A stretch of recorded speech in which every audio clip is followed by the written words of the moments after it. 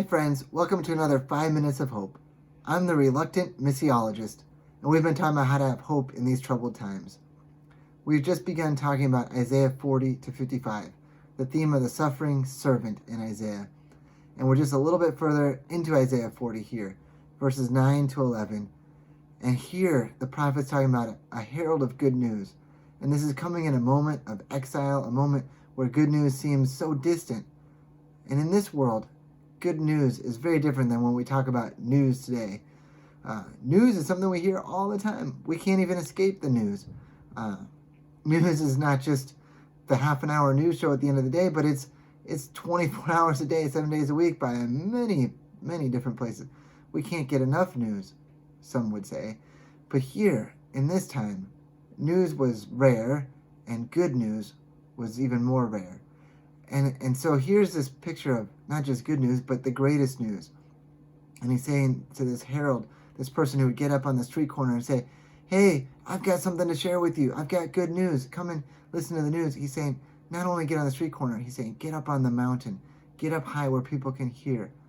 And again, this is in a moment of exile where God's people have been banished from their land. They've been taken out. They're in a whole other kingdom. Their world is so upside down, and now they're getting this glimmer of good news, this glimmer of light in their world of darkness. And this idea of light comes again and again and again in Isaiah, especially in these chapters. And one of the things about good news isn't just what's in the news, what's in the content, but what does the news do for us? What is the function of this news? And some of this function is that we get to hear that God overturns the issues of idols, that God is stronger than any idol that we could worship. And for so long, the people of Israel struggled with idol worship. But after this time, they didn't go back to idol worship. But also, God does something where he brings us out of darkness or out of blindness and brings sight. And we see this picture throughout the rest of these chapters, that God brings sight to the blind or brings us out of a prison of darkness where we can't see our way to knowing God. But now we can. We can see God where we couldn't see him before. And so this herald of good news is climbing up onto the hill, and I love this picture of getting up on the mountain to proclaim this good news, that people can be free from the prison, free from darkness, be free to see God, be free to see their way out of whatever exile, whatever banishment, whatever prison that they're in. And here, it's not just a person getting up there, but he's saying to Zion, to the community, get on up there. And what's interesting is they've been going through this time of judgment, but it's out of the judgment that they can then be a witness. It's out of the becoming humiliated, the humiliation, that they can be exalted to be up on this mountaintop, to share the good news to the world. And so I don't know exactly how all of that relates to whatever's going on in your own situation, wherever you're at watching this.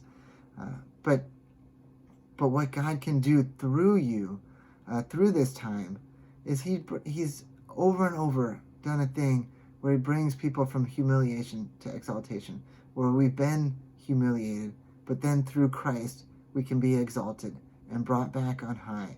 God does a thing where he reverses our situation time and time again.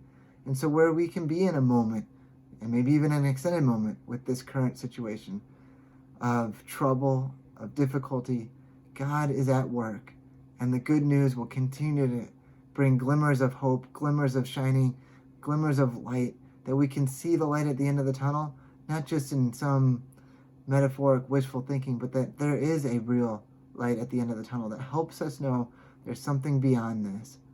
And God is at work. God is at work in all of this. And God is at work in this time.